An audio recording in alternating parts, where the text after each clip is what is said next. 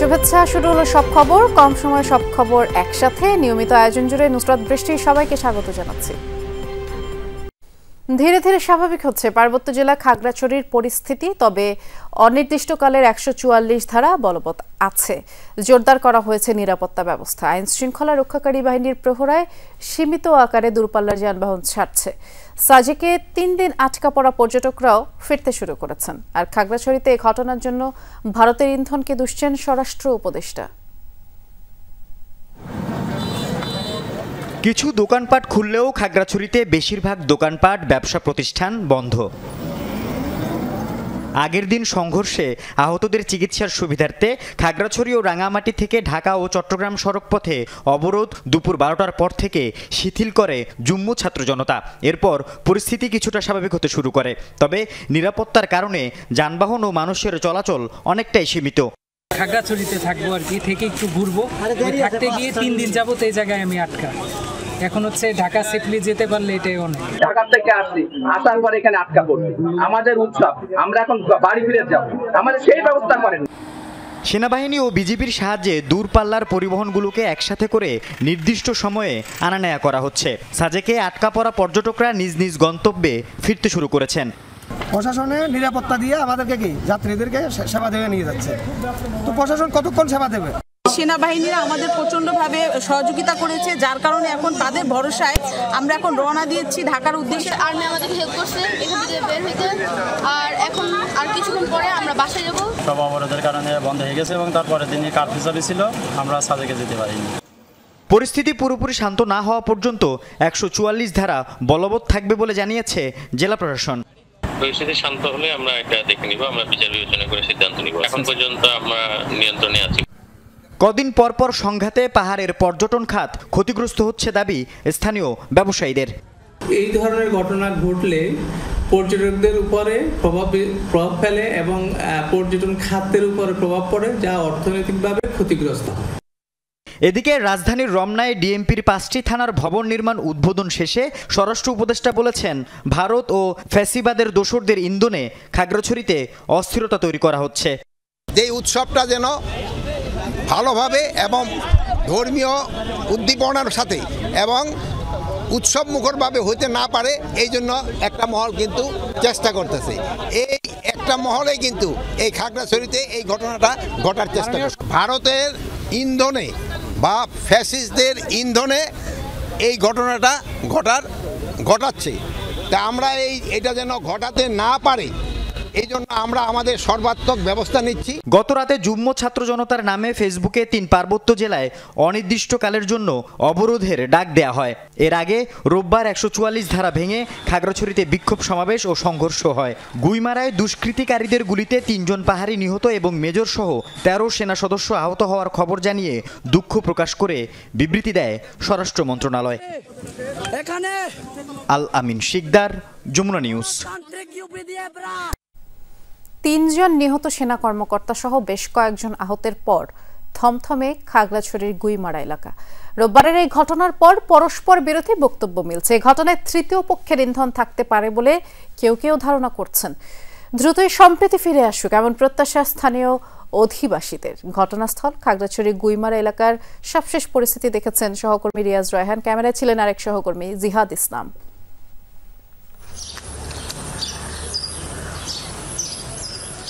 দর্শক, খাগড়াছড়ি গুইমারা রামসু বাজার, এই বাজারটি মূল যে সড়ক রয়েছে সেই মূল সড়ক থেকে ১০০ থেকে ১৫০ গজ ভিতরে এই যে বাজার, এটি পুরোপুরি একটা ধ্বংসস্তূপে পরিণত হয়েছে।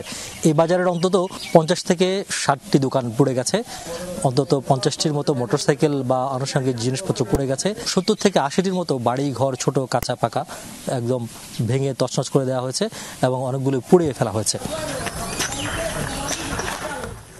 এই শিক্ষার্থী ধর্ষণের ঘটনাকে কেন্দ্র করে যুগ্ম ছাত্র পরিষদের ব্যানারে আয়োজিত একটি মানববন্ধন করার চেষ্টা করে এবং সেখানে আইনশৃঙ্খলা বাহিনী আসলে যেহেতু ১৪৪ ধারা জারি রয়েছে সেহেতু আইন ভঙ্গ না করার জন্য তাদেরকে অনুরোধ করে। তারা সেই অনুরোধ উপেক্ষা করে কর্মসূচি চালিয়ে যাওয়ার চেষ্টা করলে সে নিয়ে একটি বাকবিতণ্ডা তৈরি হয়। তারপরে মূলত সংঘর্ষের সূত্রপাত।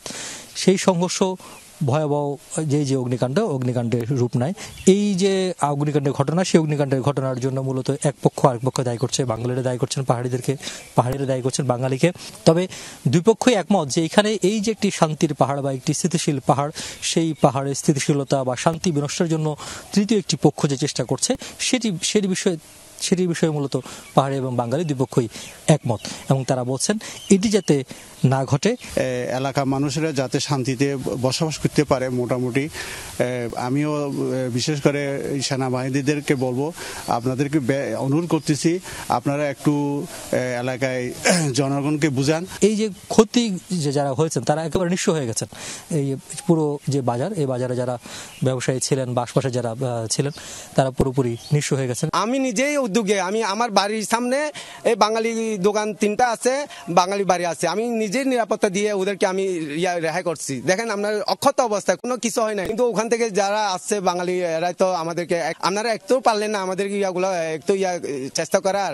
এই যে একটা আস্থা এবং বিশ্বাসের সংকট, যে সংকটটি তৈরি হয়েছে, সেই সংকটটি কবে জোড়া লাগবে বা কবে আবার আগের মতো হবে সেটি বলা মুশকিল। এখানে যারা বসবাসরত পাহাড়ি এবং বাঙালি রয়েছেন তাদের যেমন ভূমিকা রয়েছে, পাশাপাশি আইন শৃঙ্খলা বাহিনী বা নিরাপত্তার দায়িত্বে যারা রয়েছে, যেসব সংস্থারা দায়িত্ব পালন করছেন তাদেরও আসলে ভূমিকা রয়েছে, এবং তারা বলছেন যে তারা সবাইকে মিলে একটি শান্তির খাগড়াছড়ি বা শান্তির পার্বত্য অঞ্চল গড়ে তুলতে হবে। এই পার্বত্য এলাকায় আমরা ধর্ম, বর্ণ, জাতি নির্বিশেষে সকলেই আমরা বাংলাদেশি।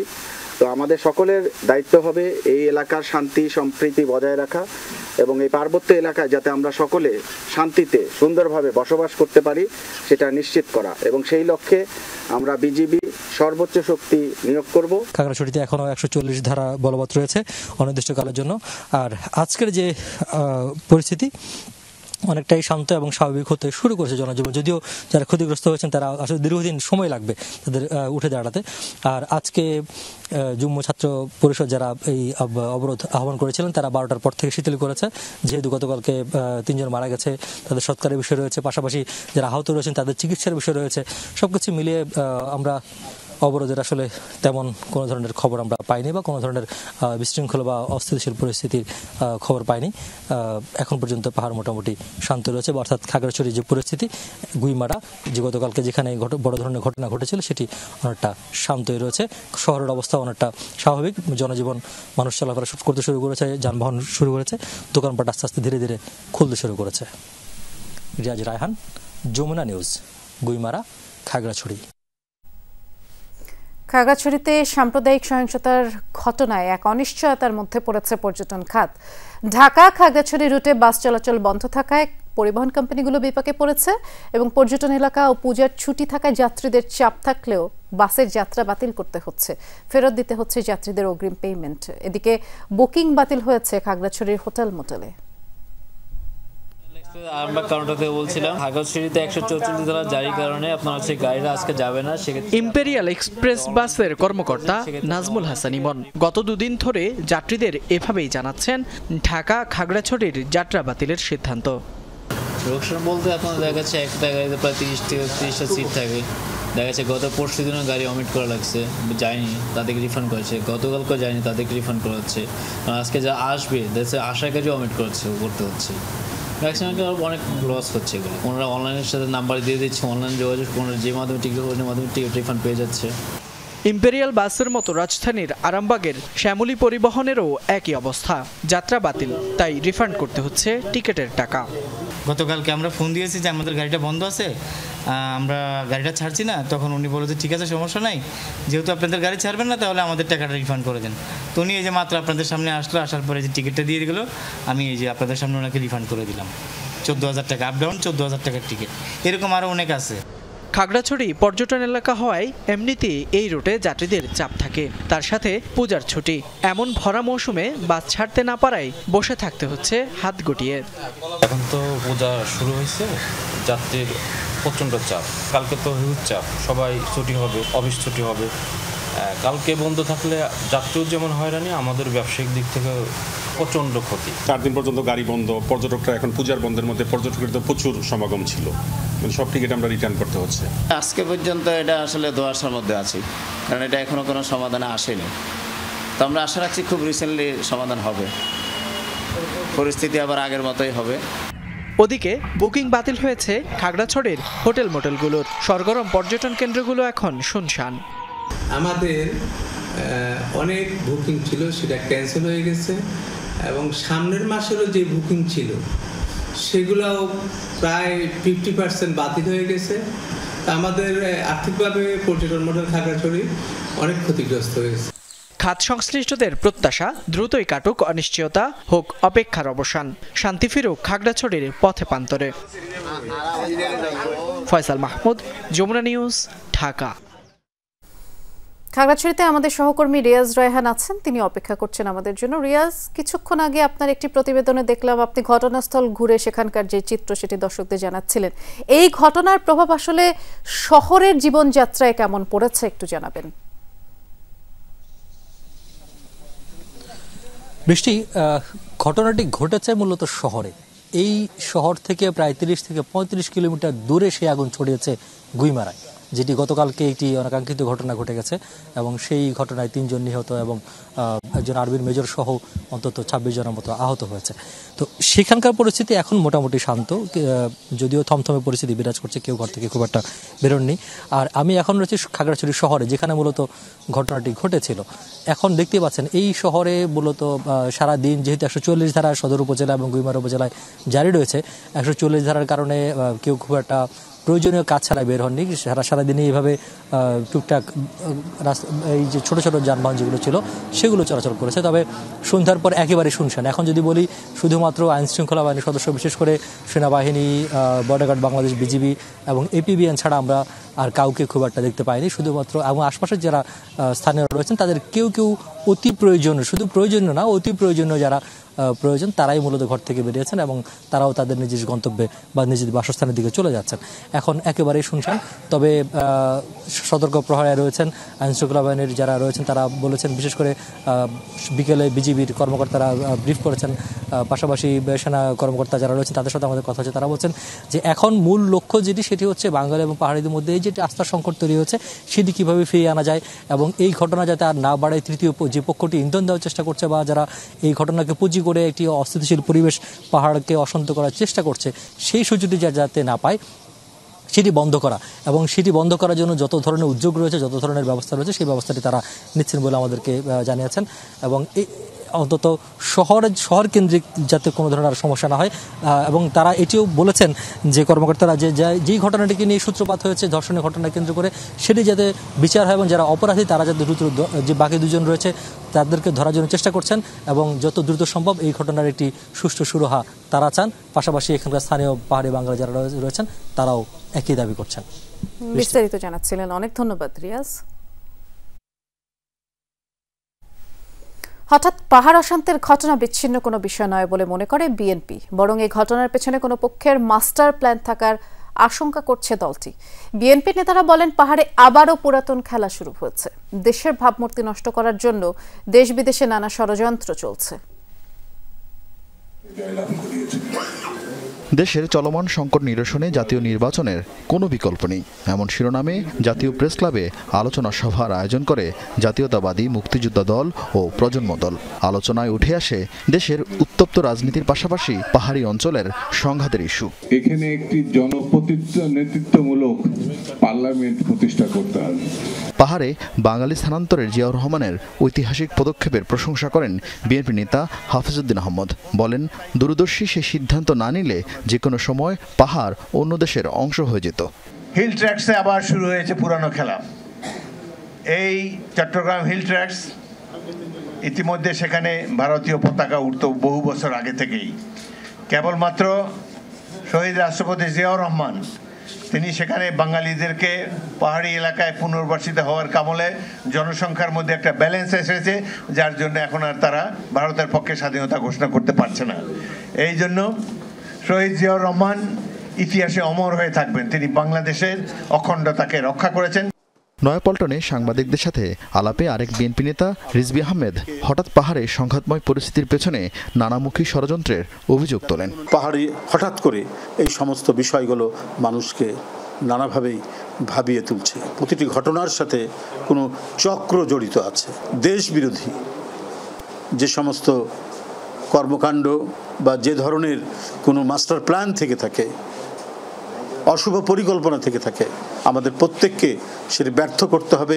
প্রেস ক্লাবে আরেক অনুষ্ঠানে বিপ্লবী ওয়ার্কার্স পার্টির সাইফুল হক পাহাড় শান্ত করতে সরকারের দৃশ্যমান ভূমিকা না থাকায় সমালোচনা করেন। একটা সামাজিক নৈরাজ্য এখন দ্রুত ছড়িয়ে পড়ছে এবং এই সামাজিক নৈরাজ্য অচিরেই যদি এটাকে বন্ধ করা না যায়, একটা রাজনৈতিক নৈরাজ্যে এটা কিন্তু পর্যবেসিত হবার ঝুঁকিটা কিন্তু বাড়ছে। আমার খাগড়াছড়ি এখন জ্বলছে। পার্বত্য অঞ্চলকে নিয়ে আমার দেশের ভেতরে আন্তর্জাতিকভাবে অনেক প্লেয়াররা তারা কিন্তু সক্রিয় আছেন। এছাড়াও নেতারা নির্বাচনের আগে দেশে অরাজকতা তৈরির জন্য দুই একটি রাজনৈতিক দলের সমালোচনা করেন।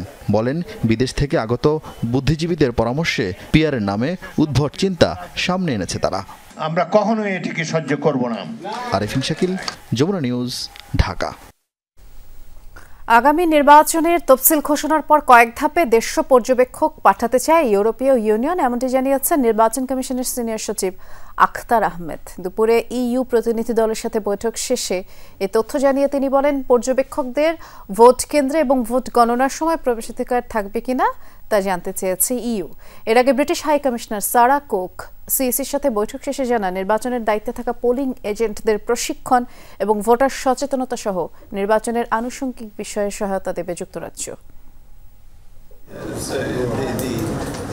নির্বাচন ভবনে ইইউ প্রাক নির্বাচনী বিশেষজ্ঞ দলের প্রতিনিধিদের সঙ্গে ইসির সিনিয়র সচিব আখতার আহমেদের বৈঠক হয়। পরে ইসি সচিব জানান, ইইউ পররাষ্ট্র মন্ত্রণালয় এবং নির্বাচন কমিশনের মধ্যে একটি ত্রিপক্ষীয় সমঝোতা স্বাক্ষর হবে। শিডিউল ঘোষণার সময় থেকে ওনারা আসবেন বিভিন্ন পর্যায়ে, সবাই যে একসাথে 150 জন আসবেন তা না, বিভিন্ন পর্যায়ে ওনাদের প্রতিনিধি দল আসবেন এবং নির্বাচনের শেষ পর্যন্ত যেটা জানতে চেয়েছিলেন সেই সূত্রে আমরা বলেছি যে নির্বাচন শেষ হওয়া বলতে বোঝায় আমরা গেজেট নোটিফিকেশন পাবলিকেশন পর্যন্ত।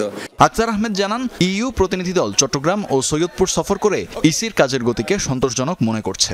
31 অক্টোবর পর্যন্ত আরেকটা ভোটার তালিকা আমরা প্রকাশ করব এবং সেটার পর সম্পর্কে জানতে চাইলেন যে 31 অক্টোবর কেন, এটা অন্য কোনো ডেট না কেন। তো আমরা যুক্তিটা বললাম যে আমরা নতুন ভোটারদের নিতে চাই, ভোটের শিডিউল ঘোষণার আগে আমাদের ভোটার তালিকা কনফার্ম করতে হয় ইত্যাদি ইত্যাদি। এর আগে সিইসির সাথে সাক্ষাৎ করেন British high commissioner Sarah Cook. প্রায় 1 ঘন্টার বৈঠক শেষে সারাহ কুক জানান, ত্রয়োদশ জাতীয় সংসদ নির্বাচনে ইসিকে সব ধরনের সহায়তা দেবে যুক্তরাজ্য। The UK is supporting the Election Commission, particularly through national civic education programs, particularly for vulnerable groups here in the country, and also the training of polling staff. তবে অংশগ্রহণমূলক নির্বাচনের প্রশ্ন এড়িয়ে যান ব্রিটিশ হাই কমিশনার। তানভীর মৌসুম, Jamuna news, Dhaka. July আন্দোলনে নৃশংসতার তথ্যচিত্র ও video প্রদর্শিত হলো আন্তর্জাতিক অপরাধ ট্রাইব্যুনালে। আজ যমুনা টেলিভিশন, বিবিসি এবং আল জাজিরা সহ বিভিন্ন গণমাধ্যমে প্রচারিত 4টি ভিডিও চিত্র প্রদর্শিত হয়।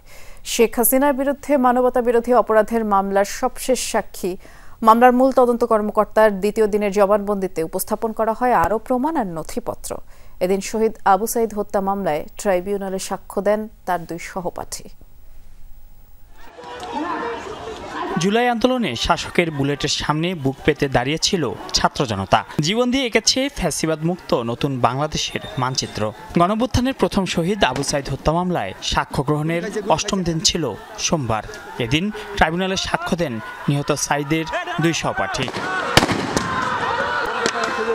ট্রাইব্যুনালে আবু সাইদ হত্যার প্রত্যক্ষদর্শী হিসেবে বর্ণনা দেন তারা। দাবি করেন দায়ী পুলিশ সদস্য ও বিশ্ববিদ্যালয় প্রশাসনের বিচার। একই সঙ্গে শাস্তি চান শেখ হাসিনা সহ তৎকালীন সরকারের কয়েকজন মন্ত্রীর। বুক বরাবর গুলি করে, তখন প্রথমে সে পড়ে গেলেও সে আবার বুক চেতিয়ে দাঁড়িয়ে যায়, কিন্তু তারপরে তার উপরে গুলি চলতে থাকে। এক পর্যায়ে সে সহ্য করতে না পেরে ডিভাইডারের পিছনে গিয়ে পড়ে যায়। এদিকে শেখ হাসিনার মামলায় টানা দ্বিতীয় দিনের মতো সাক্ষ্য দিয়েছেন মামলার মূল তদন্ত কর্মকর্তা। আদালতে উপস্থাপন করা হয় জুলাই আন্দোলনের শহীদ, আহত ও যোদ্ধাদের তালিকা, বিভিন্ন নথিপত্র। আন্দোলনের সময় Jamuna television, BBC, Al Jazeera সহ বিভিন্ন গণমাধ্যমে প্রচারিত 4টি তথ্যচিত্র দেখানো হয়। 3,05,000-এরও বেশি রাউন্ড গুলি ছোড়া হয়েছিল আন্দোলন দমনকারীদের দমন করার জন্য উদ্দেশ্যে। সেইটার পরিসংখ্যানটা উপস্থাপন করা হবে। তার মধ্যে 95,000-এরও বেশি গুলি অর্থাৎ রাউন্ড গুলি করা হয়েছিল ছাত্র জনতার আন্দোলনকে দমন করার জন্য ঢাকা মেট্রোপলিটন সিটি এলাকায়। 24 জুলাই আগস্টে সংগঠিত মানবতা বিরোধী অপরাধের 8টি অভিযোগে জাসদ সভাপতি হাসানুল হক ইনুকে গ্রেপ্তার দেখানো হয়েছে। এই মামলার অভিযোগ গঠনের শুনানি 14 অক্টোবর। মাইনুল মারুফ, যমুনা নিউজ, ঢাকা। সন্ত্রাস দমন আইনে কার্যক্রম নিষিদ্ধ দলের সাথে সম্পৃক্ততার অভিযোগে রাজধানীতে সাবেক 2 সংসদ সদস্য সহ 13 জনকে গ্রেফতার করেছে ডিবি। সোমবার ভোরে গ্রেফতারকৃতরা হলেন ব্রাহ্মণবাড়িয়া 5 আসনের সাবেক সংসদ সদস্য ফাজুর রহমান বাদল, সংরক্ষিত আসনের সাবেক এমপি তামান্না নুসরাত পুবলি। জেএমপির গণমাধ্যম এবং জনসংযোগ বিভাগের উপকমিশনার তালিবুর রহমান জানান, ফাজুর রহমানকে নিকুঞ্জ থেকে আর তামান্না নুসরাত বুবলিকে মোহাম্মদপুর থেকে গ্রেফতার করা হয়েছে। এছাড়া আওয়ামী লীগ ও নিষিদ্ধ ছাত্রলীগের বিভিন্ন পর্যায়ের 11 জন নেতাকর্মীকেও গ্রেফতার করা হয়েছে।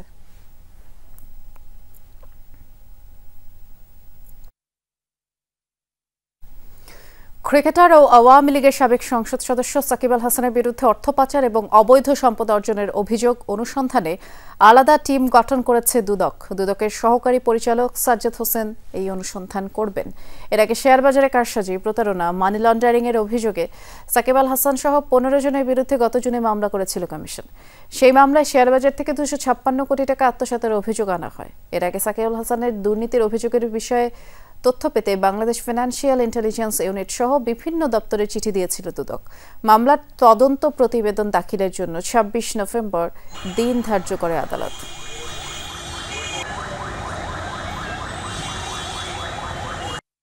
মহা আড়ম্বরে পালিত হচ্ছে দুর্গাপূজার মহাসপ্তমী।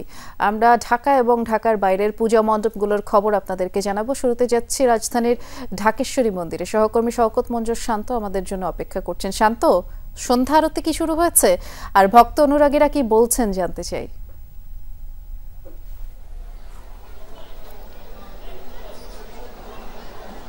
বেশি সন্ধ্যা আরতি এখনো শুরু হয়নি, কিছুক্ষণ পরে হয়তো বা সেটি শুরু হবে। যেই পূজাটি হয় সন্ধি পূজা, অর্থাৎ মহাসপ্তমী এবং মহা অষ্টমীর যে সন্ধিক্ষণ, সেই সময় হয়তো বা আরতিটি শুরু হতে যাবে। আর বিকেল পর্যন্ত আমরা দেখেছি যে ভক্ত অনুরাগীরা কিন্তু অঞ্জলি দিয়েছেন এবং এখন পর্যন্ত ভক্তরা কিন্তু দলে দলে আসছেন।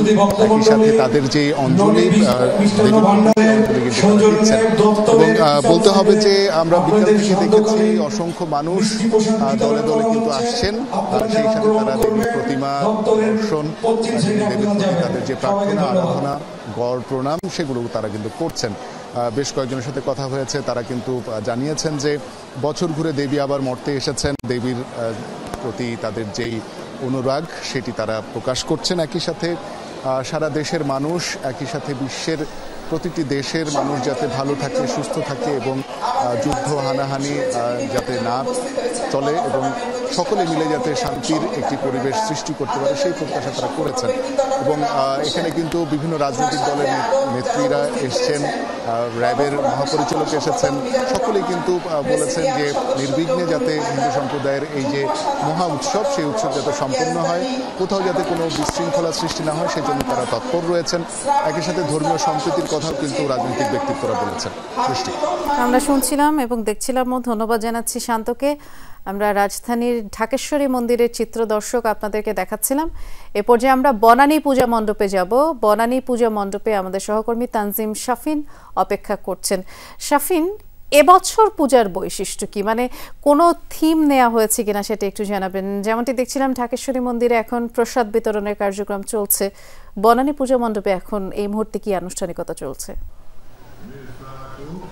বৃষ্টি, বনানী পুজো মণ্ডপে গত বছর আমরা দেখেছিলাম যে রিসাইক্লিং থিম নিয়ে কাজ করা হয়েছিল। এবছরে আসলে সেরকম কোনো থিম নির্দিষ্ট করা না হলেও এবার আমরা দেখেছি যে স্বর্ণালী সাজে পুরো মণ্ডপ এলাকাটি সাজানো হয়েছে। এই সন্ধ্যার এই সময়টিতে আসলে যারা ভিআইপি গেস্ট রয়েছেন তারা আসছেন। এই মুহূর্তে ব্রিটিশ হাইকমিশনার সারা কুক এবং মৎস্য প্রাণী সম্পদ উপদেষ্টা ফরিদা আক্তার এই বনানী পূজা মণ্ডপে এসেছেন এবং তারা সেখানে আতিথেয়তা গ্রহণ করছেন, পাশাপাশি পুরো মণ্ডপটি ঘুরে দেখছেন। ভক্তরা অপেক্ষায় রয়েছেন, ভক্তরা পুরো সময়টি জুড়ে অপেক্ষায় রয়েছেন, কারণ সান্ধ্য আরতি সেটি শুরু হবে কিছুক্ষণের মধ্যে। তো সন্ধ্যা 7টা থেকেই সান্ধ্য আরতি শুরু হওয়ার কথা রয়েছে। এর জন্য ভক্তরা সপরিবারে যারা এসেছেন, বন্ধুদের নিয়ে এসেছেন, অনেকেই এসেছেন এককভাবে, তারা সবাই অপেক্ষায় রয়েছেন।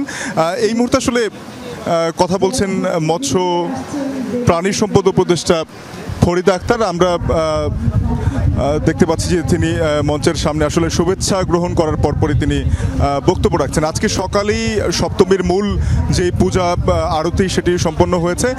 সেখানে নবপত্র প্রতিষ্ঠা এবং মহাস্নানের পরে প্রতিমায় প্রাণ প্রতিষ্ঠার মধ্য দিয়ে আসলে এর পরবর্তীতে পুষ্পাঞ্জলির মাধ্যমে ভক্তরা দেবীর আরাধনা করেছেন এবং সন্ধ্যার পরে আরতি রয়েছে।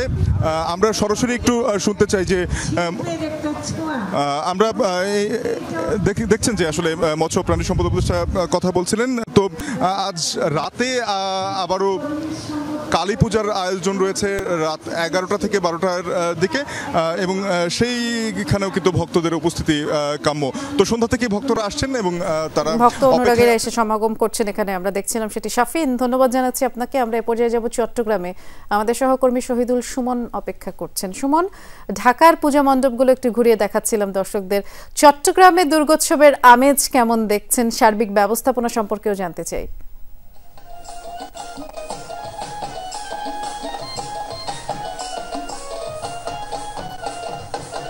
আমি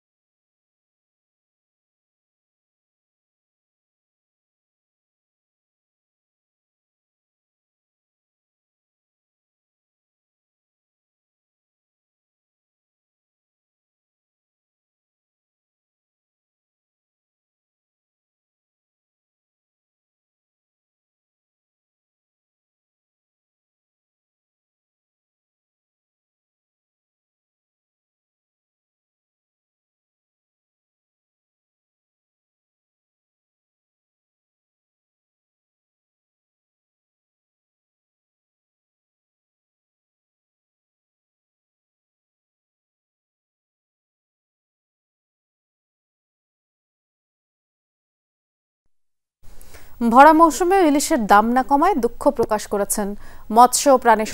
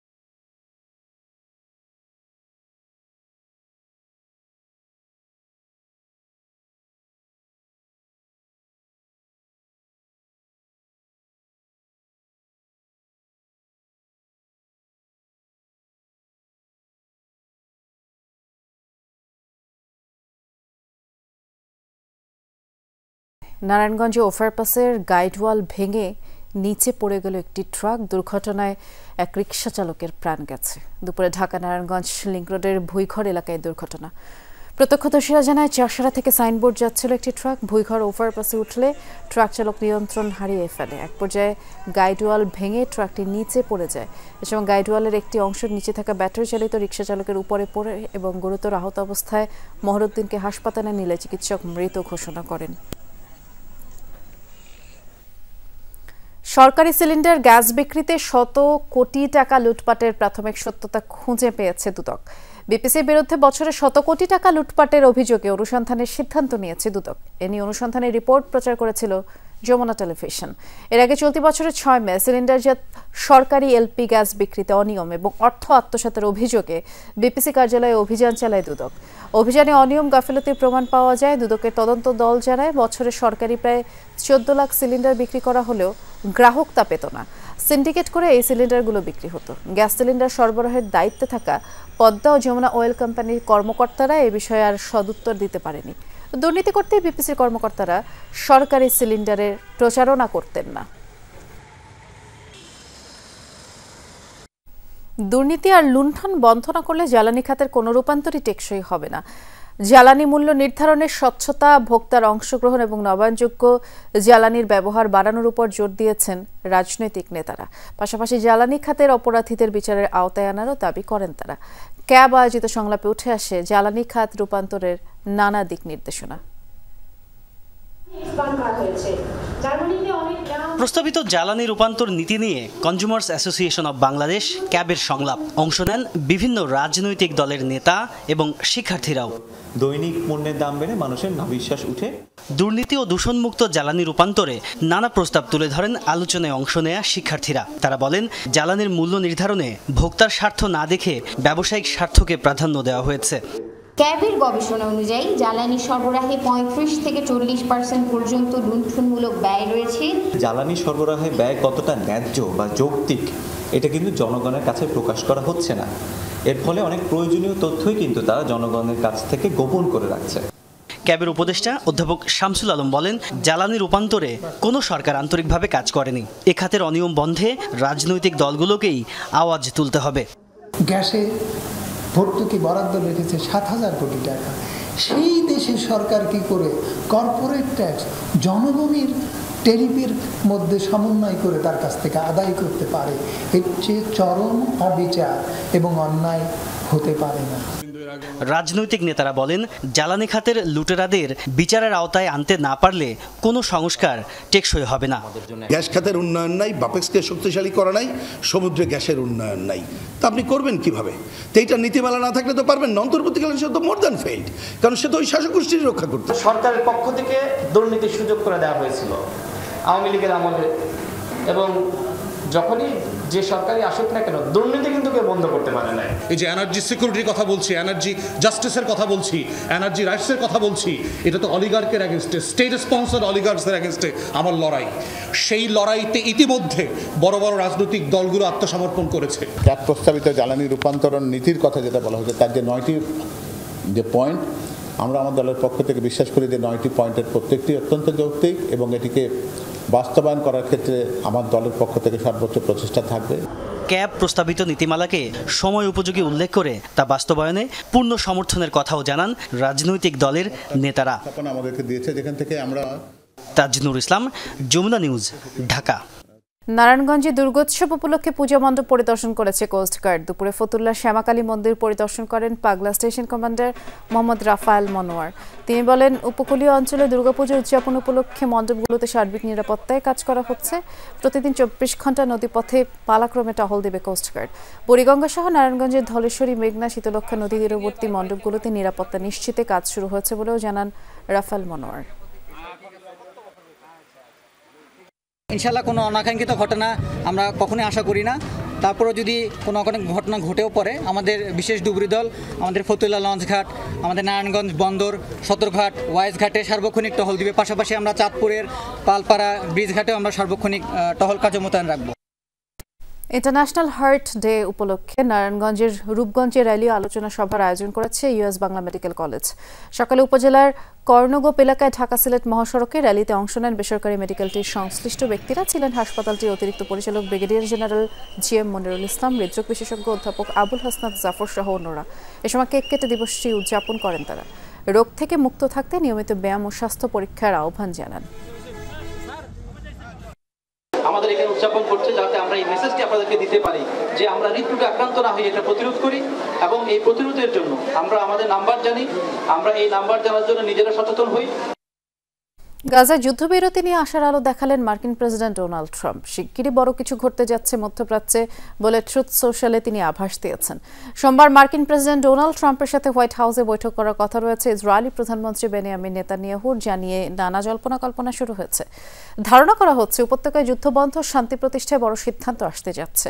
এর আগে মধ্যপ্রাচ্য বিষয়ক মার্কিন বিশেষ দূত স্টিভ উইটকফের সাথে বৈঠক করেন নেতানিয়াহু।